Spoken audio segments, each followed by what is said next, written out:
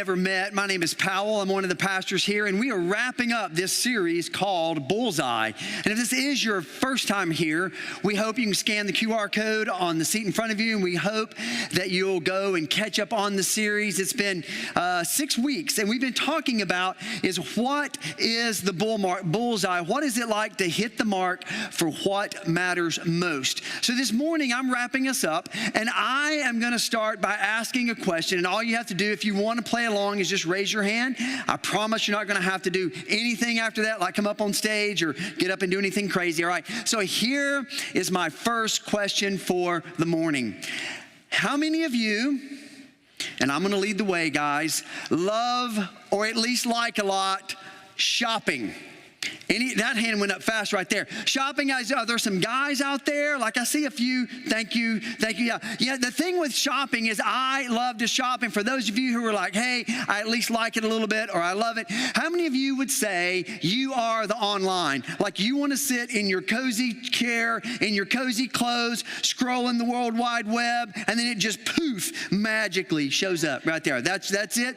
That's the deal, right? That is a way. That is a way to shop. And sometimes I will allow myself to shop that way. But given the choice, I love to go to the stores and walk around. Anybody else? Like I love to go shop. I recharge by being around people. That's just the way I'm wired. So I like being around the masses because here's what I've learned is that not every medium shirt fits like every other medium shirt.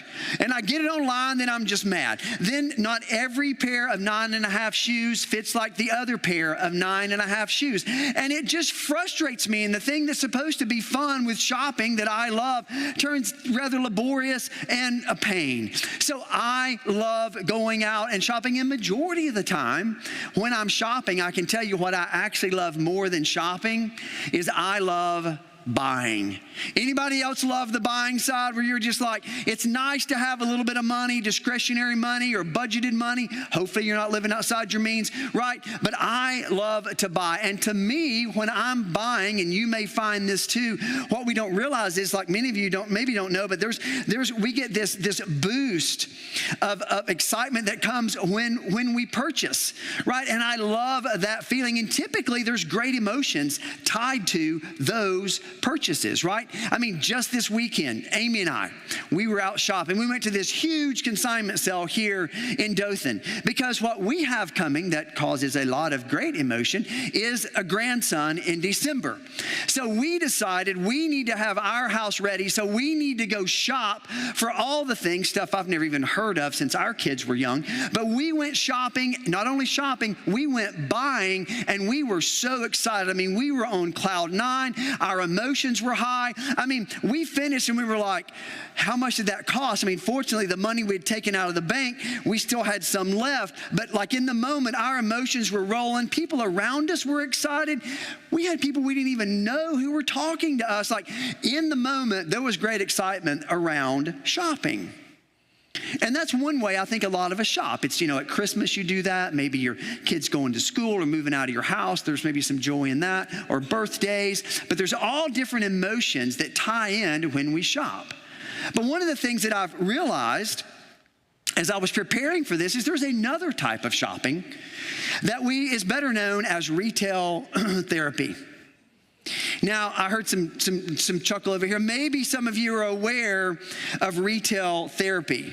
Now, retail therapy is also driven by emotion, but it's not the emotion that we experienced, that Amy and I experienced shopping for the baby stuff. That was excitement, joy, anticipation, all those great things that were going on there.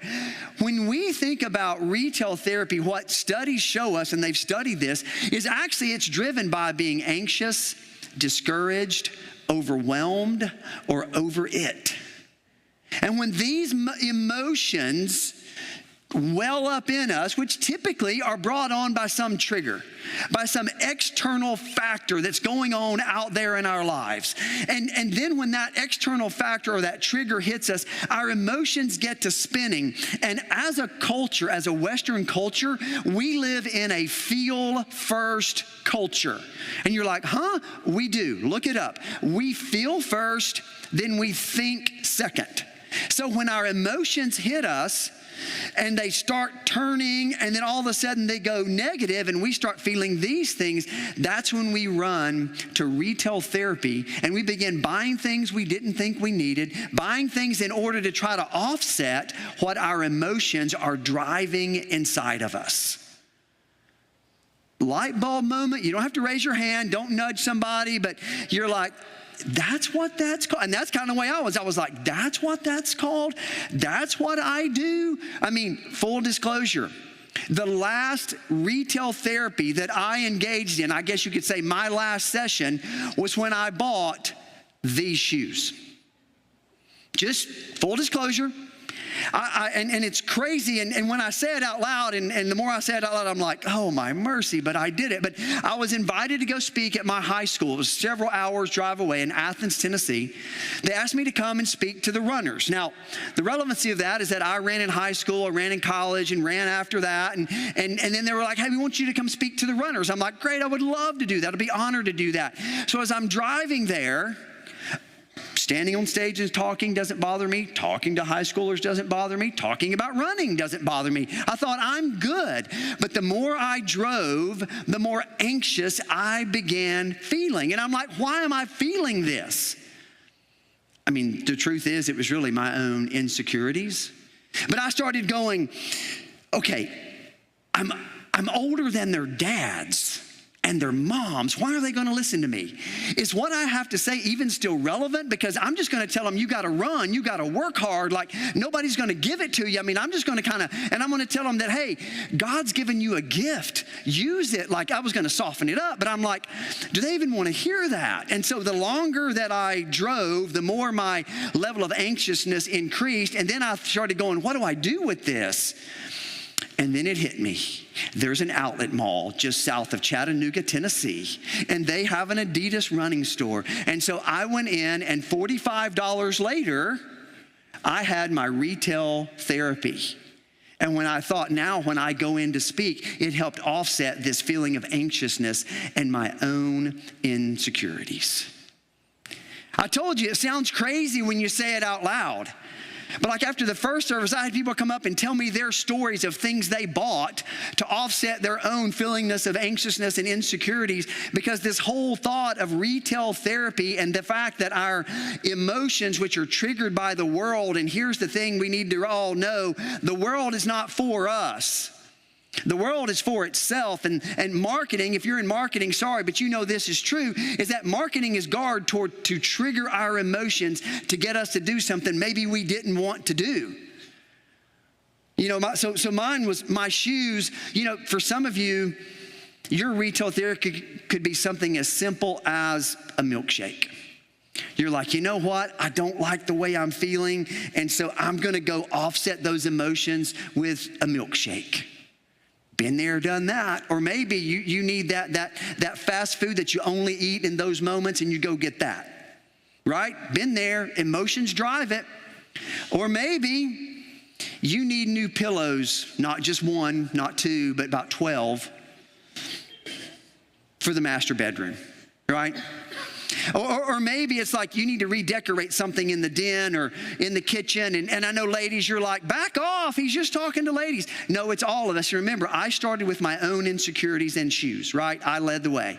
And guys, for us, if you hunt, you fish, you play golf, is that your trigger? Is that what you're going to go purchase? And you explain it, but I don't know why I bought it, but I just was feeling, and you didn't know what you actually felt and why you did it. And here's the thing. For some of us, I say us, me, maybe you had an experience where your emotions were so out of whack. They were so out of control. You were so over it. You were so anxious. Whatever other emotion you tie in there is that you made a financial decision that came with a monthly payment, that came with a mortgage. And you're like, you've got that car, and you're like, what just happened? Or you bought that truck because you felt like you needed a truck. Or you said, you know what, I'm going to get the beach house. Or you know what, I'm going to get the lake house. Or you know what, we're going to upgrade our house. And you look back and you go, what just happened? And we've been there. And here's the great news. You are not alone. And today, as you sit here, if you're like, I don't really typically do church, I'm not sure I believe everything they're saying, I believe up until this point, we can all be like, that's us. We're human, and we do it, and the research supports it. A study showed that 70% of Americans say their emotions have influenced their spending. Now, the first thing I want to know about this is I want to meet the other 30% because they're lying. Right? I mean, come on. If you haven't at least bought a milkshake, then I think everyone, our emotions, because I don't know about you, but controlling my emotions is one of the hardest things I can do. And here's what I figured out a whole long time ago about being married is don't even try to start controlling my wife's emotions, right? And she is absolutely wonderful, but God made her the way he made her, and her emotions are hers and mine are mine, and we just try to work them out together from time to time. But when it comes to our finances, our emotions are always involved. Our emotions are always engaged. And for those of you who are single and you think your finances are difficult now, don't hear this as discouraging. Just hear it as the truth. Once you get married and you combine your finances and you say, we're going to have one budget for our household and we're going to do one checkbook, if those are even still around anymore, we're going to do all that together, it gets even tougher. Managing our finances are hard, especially when the culture of one person and the culture of the other are not ever going to be the same. But when we start looking at our finances, trying to figure out what do I do with these things, a natural tendency, and again, it's just part of being human, regardless of what you believe, is that we can fall into this comparison trap and we can begin trying to keep up with the Joneses. And if anybody here is the Joneses, I'd love to meet you because apparently all of us are trying to keep up with you. But what happens is when it comes to our finances, we can put our head on a swivel.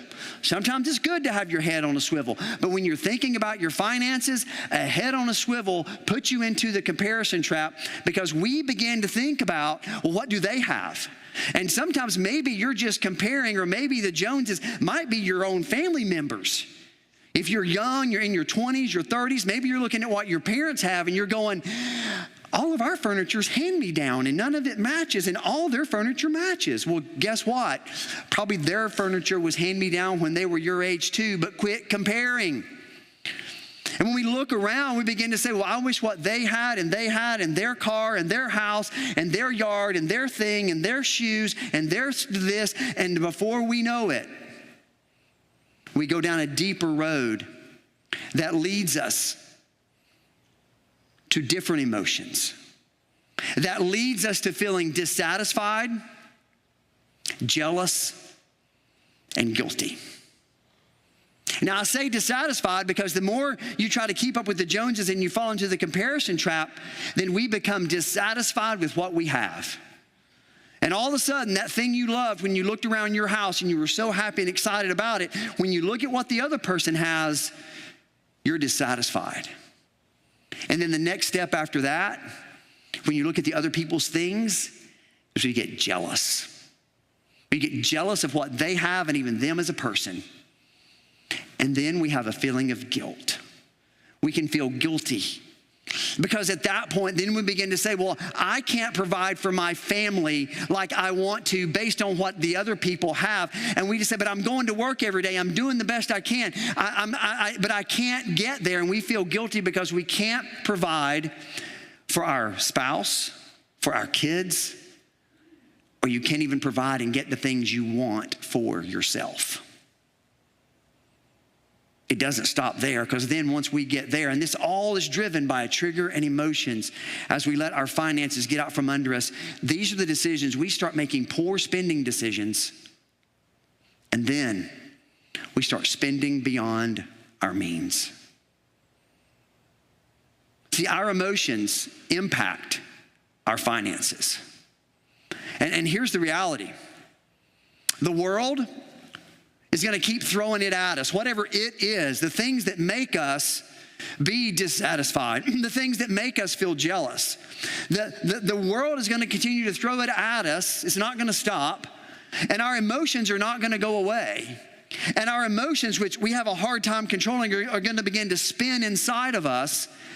And then ultimately they trickle into a lot of areas of our life. But this morning we're talking about how do they trickle into our finances. The thing is, if we were to stop there this morning, it's a very discouraging message. But the beauty is there's hope.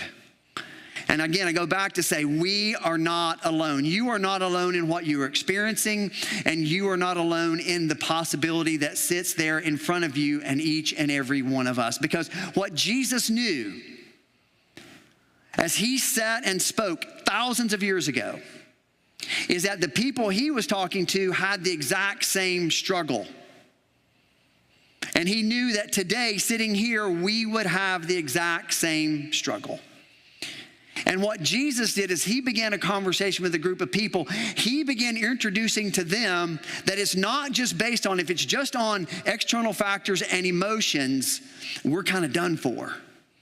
But what Jesus begins to introduce is how the role our heart plays when it comes to our finances. When we talk about our heart, we're going to define our heart this way. That our heart is where, your heart is where you make choices motivated by your desires. See, because just to say, hey, it's about your heart, you can think, well, is that my muscle, the muscle of my heart that my heart beats? Is that the heart that we talk about when you say, oh, bless their heart? Is that the heart when we're talking about emotions? No, what we're talking about is the biblical perspective of our heart. And that when throughout Scripture, when we talk about our heart, what we see is that our heart, our mind, and our soul are all connected. And your inner being, the thing that which drives you and drives me, is generated from our heart. And where our heart goes, we go. This is what Jesus was beginning to teach, because for them in the past, it was more about law and rules. That's how they stayed connected with their Heavenly Father. What Jesus is saying is, no, your heart plays a role. And you'll read throughout Scripture that it says, above all else, guard your heart. It says the outflow, what comes out of our mouth is the outflow of our heart, that thing that guides us. So this morning, what we are going to look at is what role does our heart play as we talk about our finances? And ultimately, what we are going to answer is this question: what is God's bullseye for our finances? What's God's bullseye? What does he want? What did he lay out when it comes to money? Now, what we're going to do is we're going to look at where Jesus spoke in what's called the Sermon on the Mount. Now, when he preached this message, they didn't call it the Sermon on the Mount. But the reality is he was sitting on the side of a hill or a mountain, and people gathered around him, and he began talking. Now, his message was several hours long. Mine's not going to be, right? We're not doing the whole thing. But you can read the whole Sermon on the Mount in Matthew chapter 5, 6, and 7. And in that sermon, Jesus began laying out to a group of people what it looked like to follow him, which is not much different than as we sit here today. Because for those of us who have said we have put our trust in Jesus, today, as we dig into our finances, we begin to look at how does our heart play a role. We, just like the people sitting on the side of the mountain, are going to have to decide, what do we do with it? Because for me, I like to say it this way. For those who we have put our trust in Jesus, we did it voluntarily. No one made you put your trust in Jesus, but we did it voluntarily. And in that day when we put our trust in him, we wanted every single blessing, promise, and principle that he made available to us. And we said, that's how we want to live our life. But then unfortunately, I think from time to time, when we read things like we're going to talk through today, we begin to decide as Christ followers that, you know what we're going to do? No, we're going to do it our way, because we think our way is better. And so this morning, for those of you who have said, I've put my trust in Jesus, your challenge, my challenge, is to say, what are we going to do with this? Because to just hear it and then leave, it doesn't do us much good. So my prayer has been is that as we walk through this next part, is that you will say, okay, I'm going to do something with it when I leave here. And I'm going to give you some applicable steps to help that happen. Now, for those of you who would say, hey, I have not put my trust in Jesus, you would say you're on a journey. Maybe you're at step one. Maybe you're somewhere down the line and you're going, boy, from what he just said, I don't know that I want to hear this, but here's what I want to share with you is that I believe there are some great principles for you that will help you with your finances. Because maybe for you today, you've realized, that explains why my finances are a wreck, because you've allowed your emotions to dictate and drive everything. And maybe today is that day you go, I got to start following this Jesus guy, and that's awesome. But if you're not there yet, then our prayer is that today, after you hear this, is that maybe you would just say, you know what? I'm just going to continue to take one step forward, and I'm going to keep processing. And our hope is that you'll just keep processing who it is that so many of us have come to put our trust in. So we're going to look at the Sermon on the Mount. You may think, I don't really know a lot about the Sermon on the Mount, but you probably know more than you realize, because all throughout the Sermon on the Mount, there were some amazing things that Jesus said, and you may be familiar with the Golden Rule.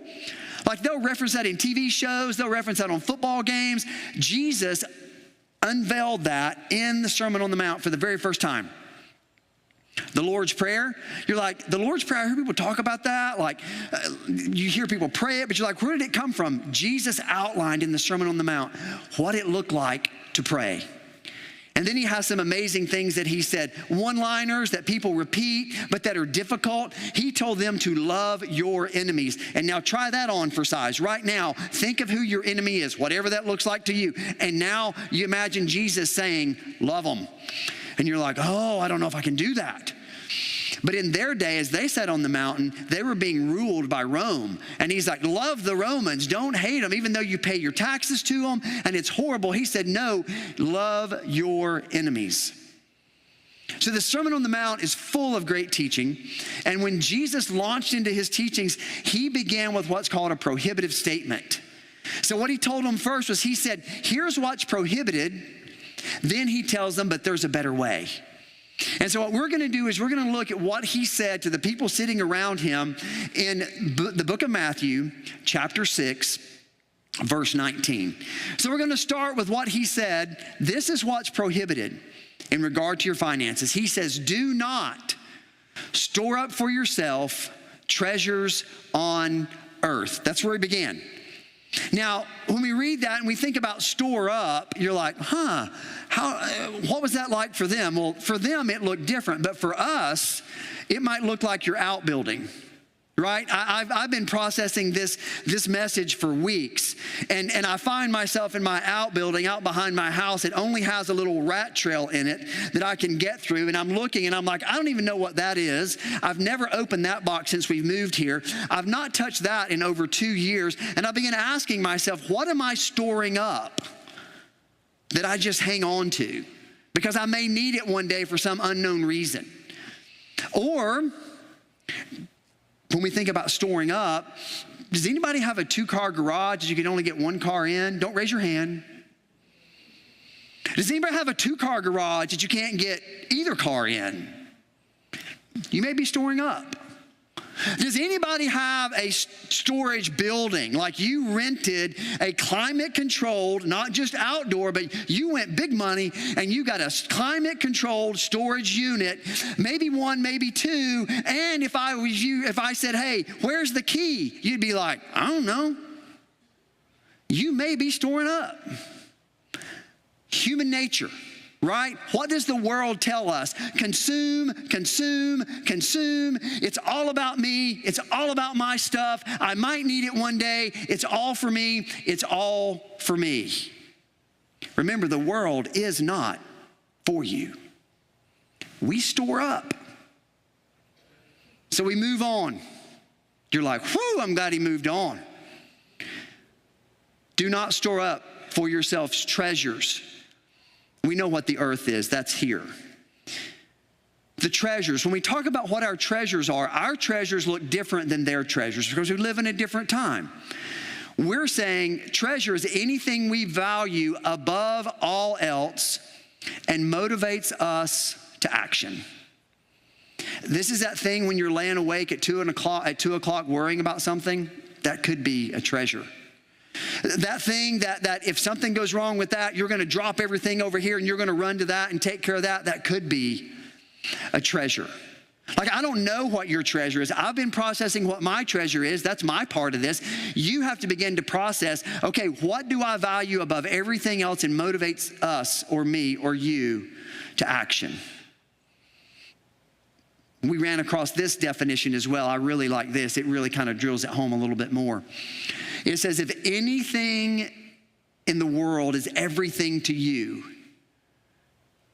it's an earthly treasure. So as you define your treasure this morning, that's your task. Like, what are your treasures? What do we treasure? And here's what I wanted to say. In this teaching, Jesus was not anti-stuff. Jesus was not anti-capitalism. Jesus was not anti having a 3-car garage and having 3 cars in it. He wasn't. I mean, there's a parable where he showed specifically, he gave 3 different people money and he said, make more money. And the one that made more, he valued and rewarded and gave them even more money. So he's not anti-capitalism. That would be him going against all the other teachings. What we're going to dig into is it's more than just about the stuff. But right now, you need to identify what is your treasure. So then he goes on. He tells them why not to. He says, do not store up treasures on earth where moths and vermin destroy and where thieves break in and steal. Now, when he said that to them, there was no follow-up explanation. They all just went, oh yeah, we got it.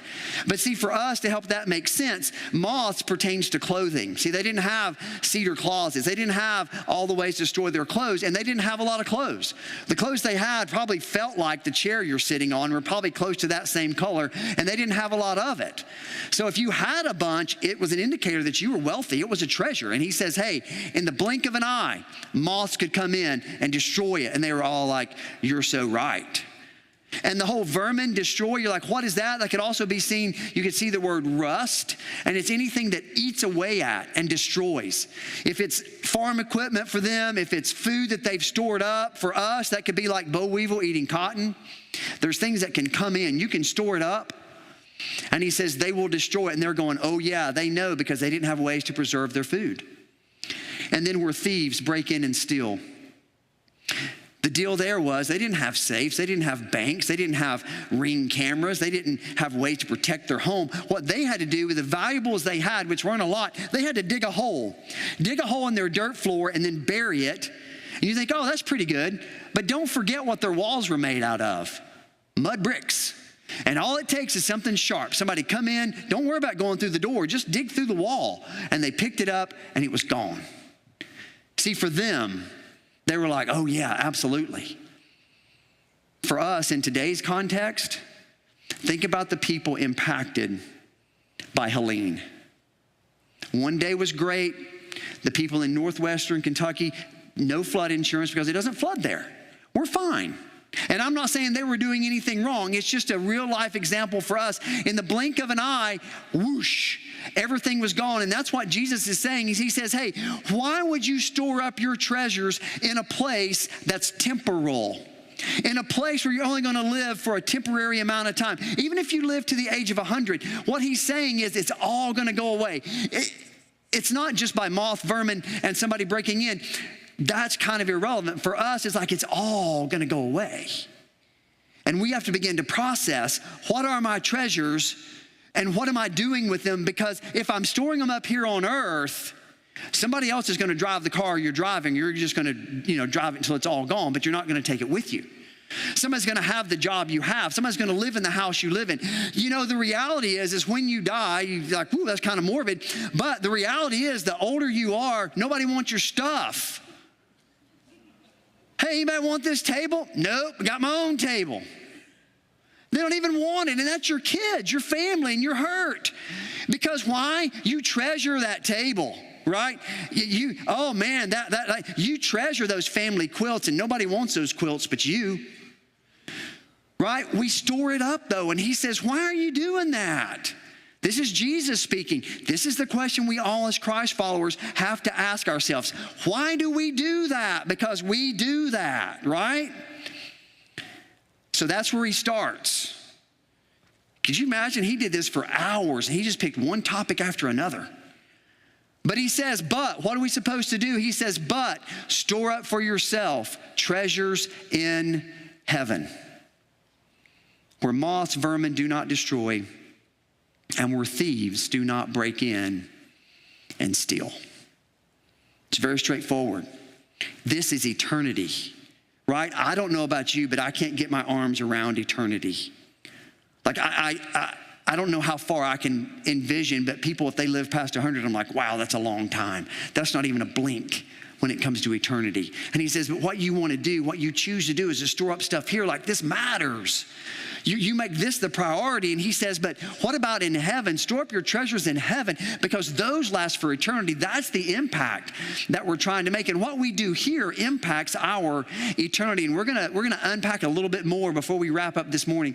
What does that look like? How could we store up treasures in heaven? And then Jesus goes from here, and he gives a great quote. It's a little bit quippy. It's memorable. Some of you may have heard it. Some of you may not have realized it came from the Sermon on the Mount. And he says, so he's told you what not to do. He's told us what to do. For where your treasure is, there your heart will be also.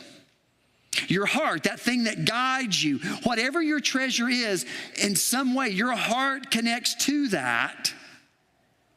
And then it guides us around. And I love the fact that he says it's your treasure. It's your treasure. It's not my treasure. It's not your mama's treasure. It's not your dad's treasure. It's not your husband's, your wife's, your friends, your aunts, your uncles, the person beside you, in front of you. No, it's your treasure. You get to pick it. For those who are like have a little bit of a control freak in them, congratulations. You get to pick your treasure. And what we do is we either pick it intentionally, or we begin to look around at all of our stuff in our storage units, and we realize how much of this stuff we have, that all this kind of goes together, and you begin to realize unintentionally, this has become my treasure. And then the impact of your treasure is your heart. When we have a heart problem, you can't blame it on somebody else. We as Christ followers have to say, I picked it and I let my heart get connected to it. But the beauty is we're not stuck there. There's hope. Yeah, this is what Jesus said, but he didn't say, good luck, go get them. What I love is he says, here is the solution. And the solution is in two simple words right here. The word is. See, he says, where your treasure is, there your heart will be also. Where your treasure is, where are you storing it up? And see, the reality is we store it up in one of two places. We store it up in heaven, or we store it up on earth. And here's the thing about your treasure. You and I could have the exact same treasure. Two people could have the exact same treasure. And maybe right now, I've kind of set you up to where you think about your treasure is our hard assets, things you have, things you can put in a storage unit, things you can put in a garage. But the reality is your treasure could be your time. And you're like, well, I don't have time to do that, because you treasure your time. That's what motivates you, is your time. And you're storing up earthly treasures by the way you manage your time.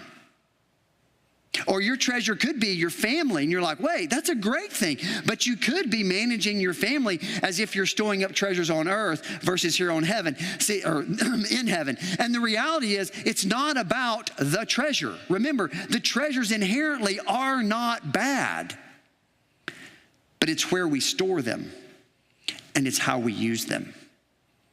Right? Think about the family example. This person over here, they treasure their family. And what they're going to make sure is that their family has the most amazing lifetime experience. And they're going to make sure they go to the best private school when they're in elementary school. And I'm speaking from a parent perspective, all right? That parent is going to make sure that they have the best private education and that they have the newest, most relevant clothing, shoes. They're going to have the best car. Right, and they're going to have the best sports gear, right? And they're going to have, and they're going to get the best college education, and they're going to make sure we have the biggest wedding. It's going to be like you can get in a magazine type wedding. Then they're going to make sure they got to have a great first house. They can't have a starter home. They got to have a Mac Daddy. So we're going to give them part of their money, and so they can have a great first home. And it goes on and on and on and on. And you go, is that bad? Nope, that's not bad, unless it's fully directed at laying up your treasures here on earth. Because the thing is, you can do all that based on the wealth that God gives you. God may have given you wealth and you're like, whoo, I can do all that. And I can also make sure that within my family, as I treasure them, to store up treasures in heaven. When we talk about money, we still got to get them educated. We still want to get them a car to drive. We still want to, have a great wedding. All those things, not bad. But when we talk about money, we're going to teach our kids generosity, because generosity is learned. We're all stingy people. But you say, you know what? When we talk about how we live, we're going to teach them that we give 10%, we save 10%, and we live on the other 80%. And we're going to live our life based on those principles, right? You begin teaching your kids what it looks like to serve. And you do all those things, and then you also teach them to serve. You teach your kids what it looks like to date in a healthy way. All these things tie up, because what you're saying is, within my family, I want to make sure that we're storing up gifts, treasures in heaven. Remember, it's not the treasure. It's where you store your treasure. So the bullseye for our finances is to make investments that will last into eternity. And we accomplish that by storing up our treasures in heaven. What's your treasure? Where are you storing it up? Where is your treasure?